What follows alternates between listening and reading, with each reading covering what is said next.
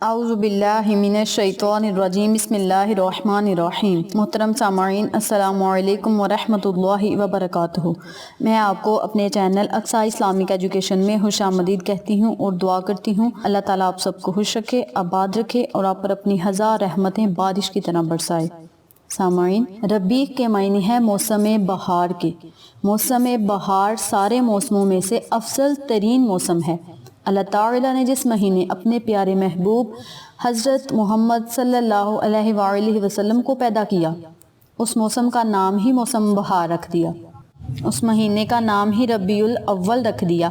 جیسے آپ صلی اللہ علیہ وآلہ وسلم کی ذات اقدس اعلیٰ اور افضل بلند و بالا شان والی ہے، اسی طرح جس مہینے میں آپ صلی اللہ علیہ وآلہ وسلم اس دنیا میں تشریف لائے وہ مہینہ بھی عظمت اور شان والا ہے۔ جس مقام پر آپ صلی اللہ علیہ وآلہ وسلم تشریف لائے وہ مقام بھی اعلیٰ، جس گھر میں آپ صلی اللہ علیہ وسلم نے قدم مبارک رکھا وہ گھر بھی اعلیٰ، وہ جگہ بھی اعلیٰ۔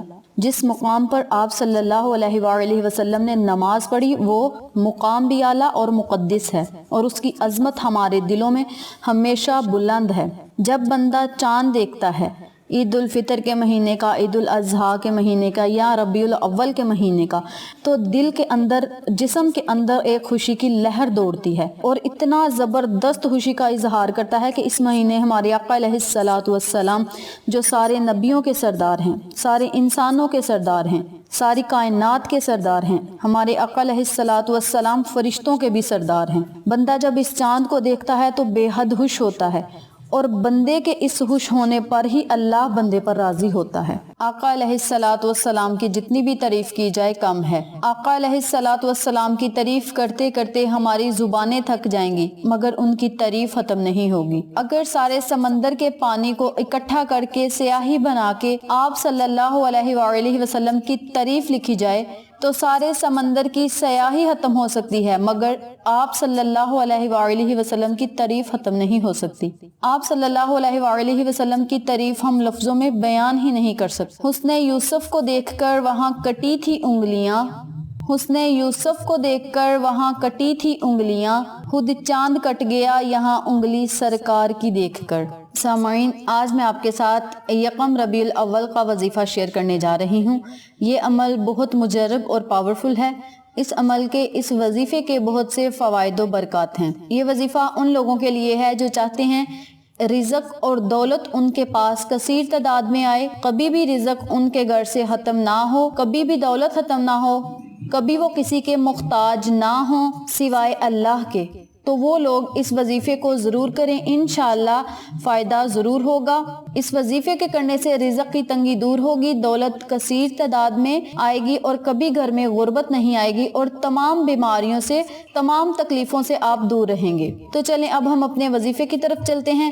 وظیفہ کرنے کا طریقہ اچھی طرح سن لیں اور سمجھ لیں۔ آپ نے عصر کی نماز کے بعد ایک پلیٹ لینی ہے، اس میں آپ نے مٹھی بھر چاول لینے ہیں اور تھوڑی سی چینی لینی ہے۔ پھر آپ نے 100 مرتبہ اللہ الصمد پڑھنا ہے اور پھر 100 مرتبہ آپ نے یا غنیو پڑھنا ہے۔ اللہ الصمد اور یا غنیوں کو الگ الگ پڑھنا ہے، یعنی پہلے 100 مرتبہ آپ نے اللہ الصمد پڑھنا ہے اور پھر 100 مرتبہ آپ نے یا غنیوں پڑھنا ہے، اور اس کے اول آخر 3 مرتبہ درود ابراہیمی ضرور پڑھنا ہے۔ جب آپ درود ابراہیمی پڑھ لیں تو آپ نے چاول اور چینی پر دم کرنا ہے اور وہ چینی اور چاول چھت پہ کسی صاف کونے میں ڈال دینے ہیں۔ پھر آپ نے اللہ سے خصوصی دعا کرنی ہے، اپنے مقصد کو اپنے ذہن میں رکھ کر دعا کرنی ہے۔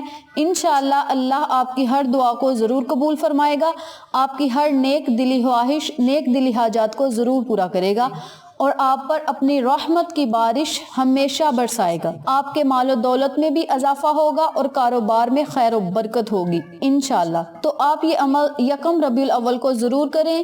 اس طرح کے مواقع زندگی میں بار بار نہیں آتے، تو آپ اس عمل کو ضرور آزمائیں، انشاءاللہ فائدہ ضرور ہوگا۔ امید کرتی ہوں آپ کو میری ان تمام باتوں کی اچھی طرح سمجھ آ چکی ہوگی۔